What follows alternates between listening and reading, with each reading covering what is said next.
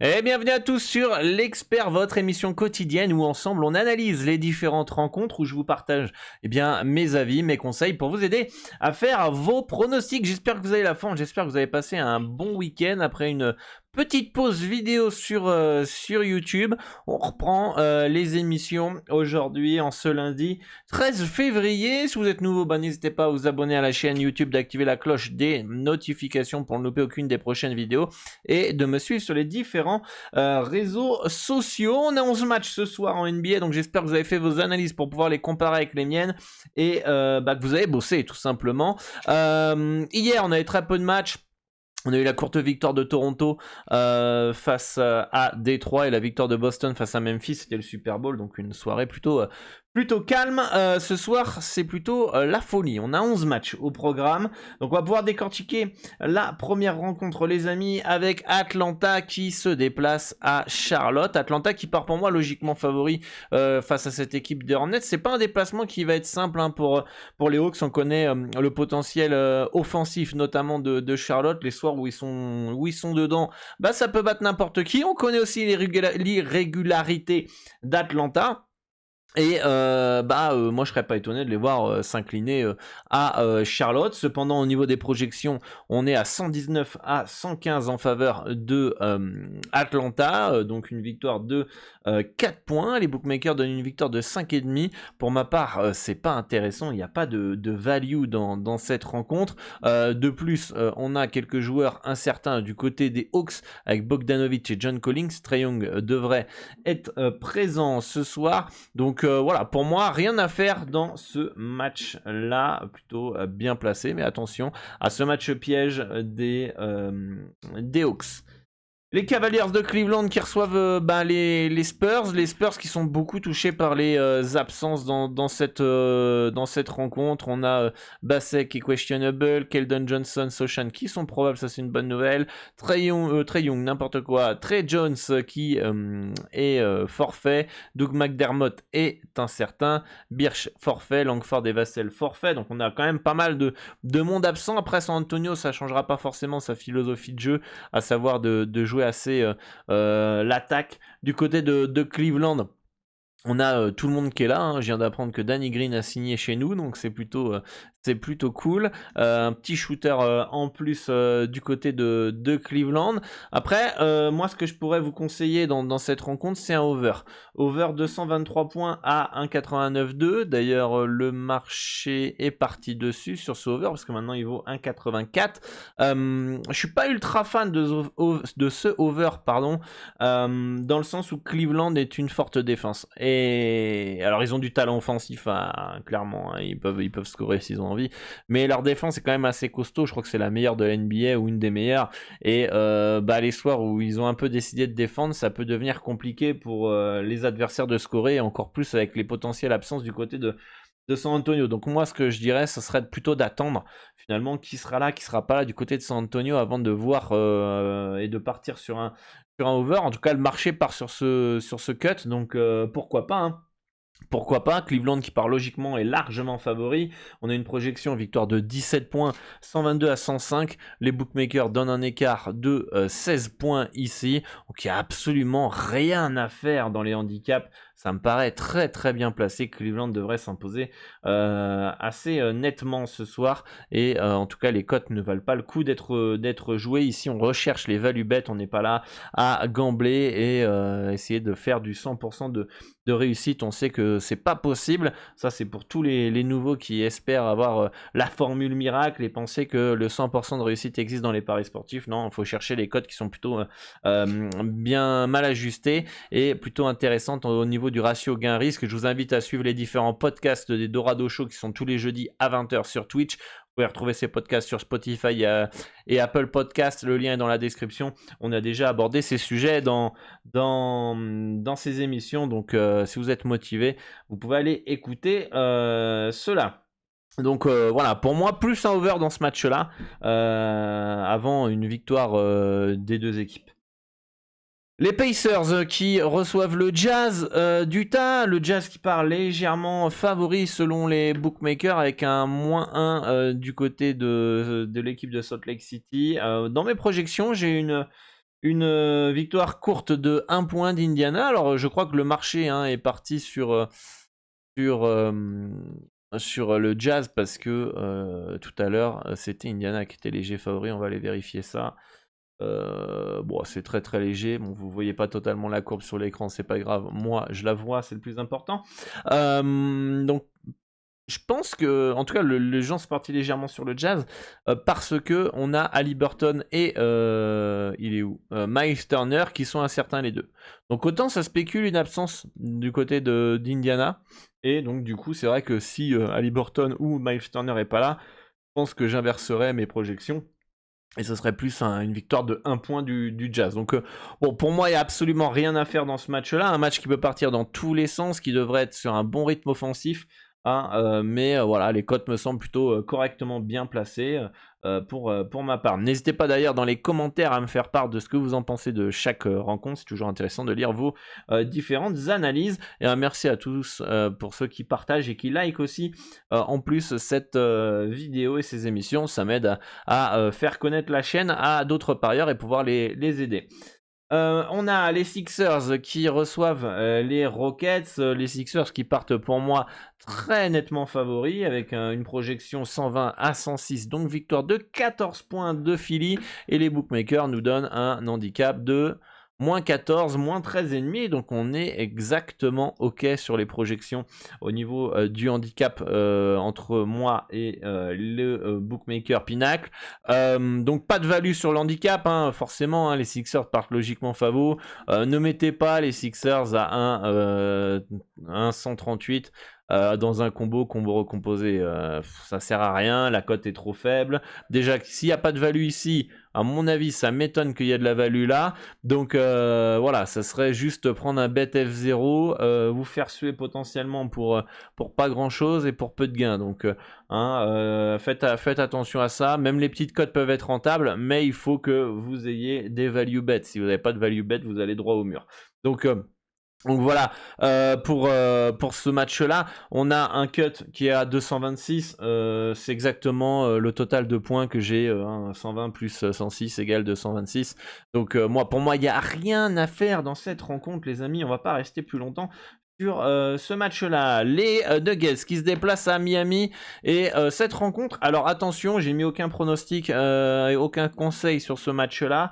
Parce qu'en fait, tout va dépendre de qui va être là, qui va pas être là. En fonction de la composition d'équipe des deux côtés, on va pouvoir savoir est-ce qu'on part sur du Denver ou est-ce qu'on part sur Miami. Parce que du côté de Miami, on a une petite liste de courses, les amis, qui est sympa. Voilà. Bon, on a Bam Adebayo, Gabe Vincent, Ice Smith, Max Strus, probable. D'accord. Il y a de fortes chances qu'il joue, mais c'est pas encore officiel. On peut très bien avoir un joueur, un des 4 qui passe questionable et qui joue pas finalement. Donc attention à ça. On a Tyler Hero qui est incertain ici. Ok, Kyle Lowry qui est pas là, Oladipo qui est pas là, Duncan Robinson qui est pas là. Bon, ça c'est les mêmes que d'habitude ici. Donc Tyler Hero, attention à surveiller ça et surtout, je pense que Bam Adebayo, en espérant qu'il joue pour ceux qui prennent Miami. Attention de voir, est-ce qu'on n'aurait pas au pire Max Strus et Gab Vincent en deux, c'est deux joueurs sympas, intéressants qui peuvent manquer à l'appel. Donc attention quand même aux compositions du côté de Miami. Et du côté de Denver, on a Aaron Gordon et Jamal Murray qui sont incertains. Donc en fonction de ça, on pourra viser au moment des compos et au moment des informations. Avec les infos que j'ai actuellement, à savoir questionable ici, probable, incertain, double full, etc. J'ai une projection, une victoire 112 à 109 des Nuggets. Une courte victoire de 3 points. Les bookmakers nous donnent un écart de 2 points ici. Donc pour moi, il n'y a absolument pas de value actuellement sur cette rencontre. Le cut me semble aussi bien placé. Donc difficile à l'heure actuelle de partir sur ce match-là pour ma part. C'est un no-bet pour le moment. Vérifiez bien les compositions d'équipe en fin de journée. Les Knicks, le derby new-yorkais où ils reçoivent les Nets de Brooklyn, les Nets qui commencent leur chantier de reconstruction après avoir tradé Kyrie Irving et Kevin Durant. Du côté des Knicks, comme d'hab, c'est les mêmes joueurs qui sont Il y a eu quelques mouvements, mais c'est pas non plus l'équipe, elle a pas chamboulé, contrairement à Brooklyn où clairement, voilà, les meilleurs joueurs sont partis. Il reste plus que Ben Simmons dans l'équipe. Les Knicks partent légèrement favoris dans mes projections. Victoire 115-114 pour New York. Les books mettent un peu plus favoris avec un -3. Bon, un -3, là on aurait un +2. Donc un match assez serré quand même, hein, mine de rien, avec le TRJ -3 +2. Moi je suis entre les deux, hein, finalement. Le marché part à l'heure actuelle sur les Nets, que la cote baisse, mais en tout cas pour moi je trouve pas forcément que cette rencontre soit si intéressante que ça à parier. Je pense que New York me semble à l'heure actuelle une équipe plus stable que Brooklyn et du coup bah, qui pour moi a plus de proba quand même sur le long terme de passer un -2,5 que un +2,5. C'est en plus un faux déplacement aussi pour Brooklyn. C'est un derby, il y aura de la motivation des deux équipes. Mais en tout cas, sur le long terme, je pense que les Knicks -2,5 restent quand même plus intéressants. La plupart du temps, ils gagneront plus souvent à domicile que les Nets. Mais en tout cas, par rapport à mes projections et ma stratégie, rien d'intéressant sur ce match-là. Les Bulls de Chicago qui reçoivent Orlando, qui part logiquement favori à domicile. Hein. Moi j'ai une projection 116-113 en faveur des Bulls. Les books mettent un -4,5. On est plutôt dans les clous. Hein, si on prend une petite marge d'erreur de quelques points. Moi, je serais pas surpris de voir Orlando gagner aux Bulls. Hein. Les Bulls assez irréguliers cette année et le Magic qui pourrait s'imposer à Chicago. Hein. Il y a du talent. C'est une équipe qui retrouve ses joueurs au complet, avec Isaiah, avec Banchero, avec Gary Harris, tout ça, etc. Et Wendell Carter Jr., blablabla. Donc, Wagner, on va pas faire tous les joueurs, mais voilà, il y a une équipe quand même qui a de la profondeur et qui, si tu les prends de haut un soir, peut être chiant. Et moi je serais pas surpris si demain voilà on se lève et on voit, enfin moi ça sera plus le soir, mais que ce soir fin de soirée je vois que le Magic a battu Chicago, je serais vraiment pas surpris. On a un petit over potentiellement intéressant dans ce match là, d'ailleurs le marché va pas du tout sur le over, hein.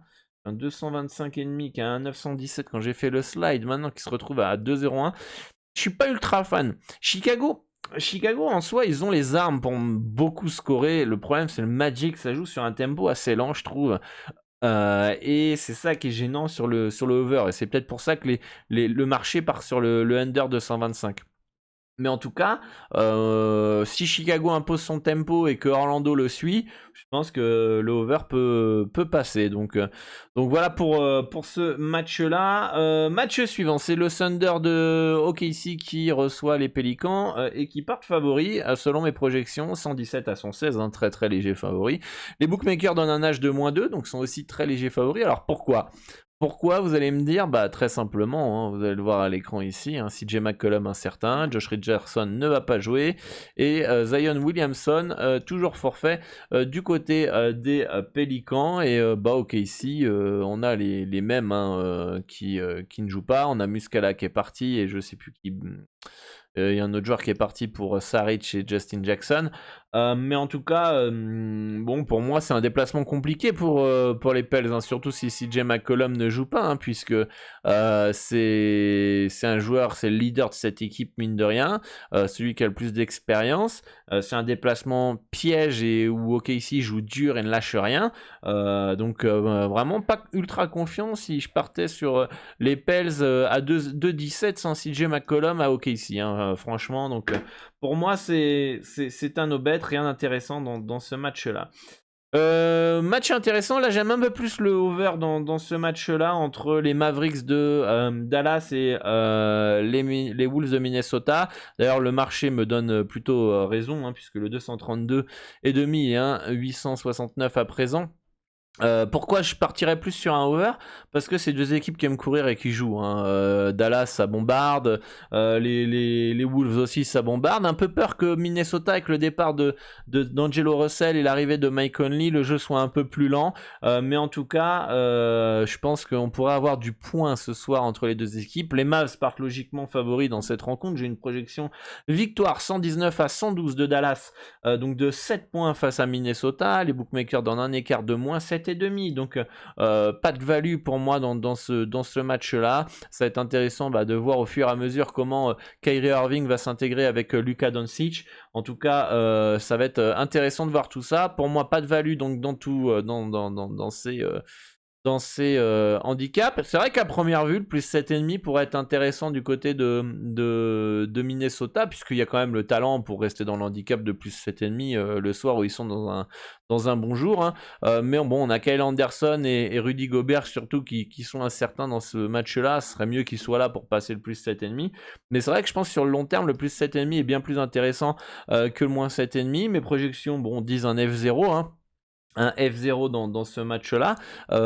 Donc dans le pire des cas, les projections, encore une fois, ont raison. Et du coup, on a un bet, le plus 7,5, qui est pas... ou qui ne vous fait pas perdre d'argent, ni vous en fait pas gagner sur le long terme. Ou alors, à première vue, qui me semble un peu haut, j'ai raison. Et du coup, vous avez un value bet et vous gagnez de l'argent sur le long terme. Donc voilà, mais dans le pire des cas, je pense pas que vous prenez énormément de risque sur le long terme. Là encore, on est là, je suis sur une vision et un discours long terme. D'accord? Et ça, le parieur lambda, si vous débutez dans les paris sportifs, je suis sûr que vous comprenez pas. Là, vous dites de quoi il parle? Attends, mais ce soir, c'est soit il gagne, soit il perd. Donc pourquoi, même si je perds, le bet pourrait être gagnant sur le long terme, en fait.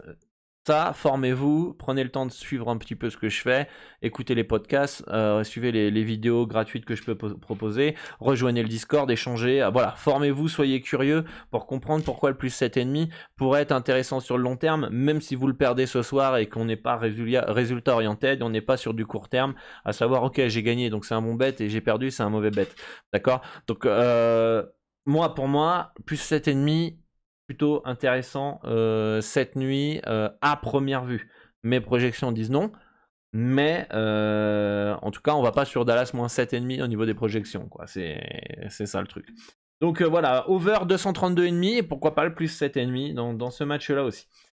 Les Warriors, privés de Stephen Curry, qui ont un peu plus de mal dernièrement quand même, et qui va dépendre maintenant de son collectif de Poole, de Klay Thompson, etc., qui reçoivent les Wizards de Washington, un adversaire qui ne va pas être simple pour Golden State.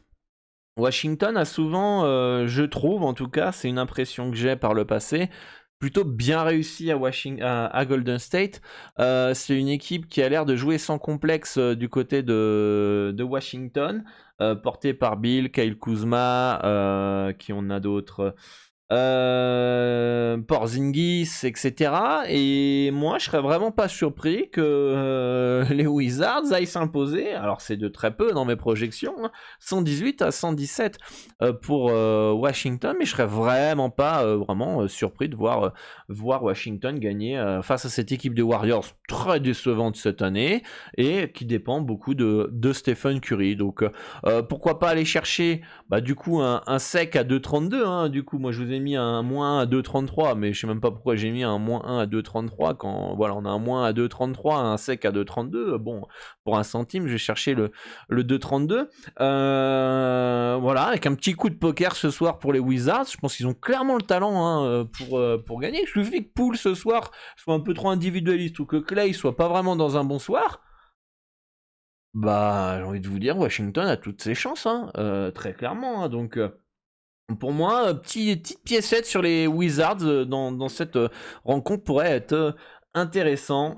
Mais en tout cas, attention, c'est quand même assez risqué, entre guillemets, puisqu'on a quand même qu'une projection de 1 point, victoire de 1 point de Washington. Et donc là, petit contrôle toutes les heures en NBA. Sur les différentes cotes, on va pouvoir partir de toute façon sur le dernier match. où on a les Lakers qui se déplacent à Portland. Et les Lakers, j'aime bien ce qu'ils ont fait durant cette trade deadline en dégageant Westbrook. Ça prenait pas hein, pour récupérer D'Angelo Russell, pour récupérer Beasley, pour récupérer... Il y a qui d'autre qu'ils ont récupéré aussi je sais plus. Voilà, bref, ils ont récupéré... Ils ont lâché Westbrook pour récupérer des joueurs qui sont pour moi plus complémentaires et qui va plus dans la philosophie de jeu de Los Angeles. Donc je serais vraiment pas étonné que dans cette fin de saison, si ça prend rapidement la mayonnaise, que les Lakers fassent un bon petit run pour remonter au classement dans cette conférence Ouest. Portland, plutôt déçu de leur trade deadline. Je comprends pas pourquoi ils ont jarté Josh Hart, mais bon, voilà, c'était un des meilleurs joueurs de l'équipe.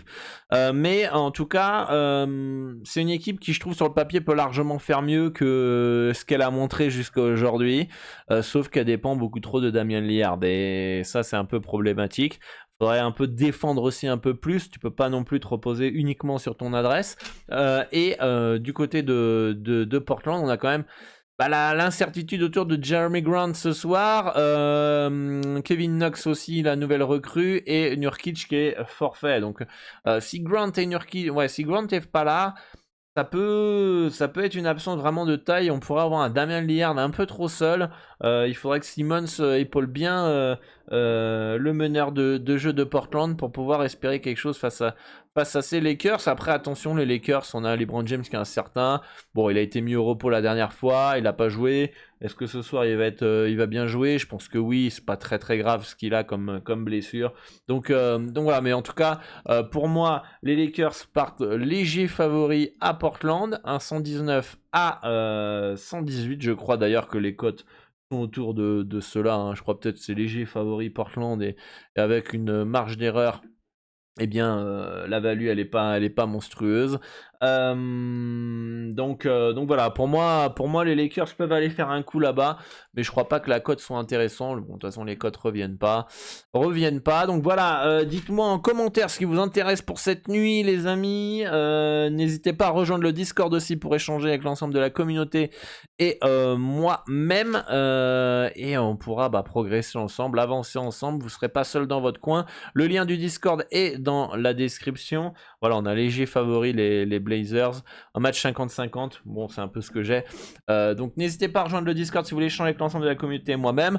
Bonne chance pour vos pronostics. Et moi, je vous dis à bientôt pour une nouvelle émission, l'Expert. Merci à tous ceux qui soutiennent en likant, partageant, commentant.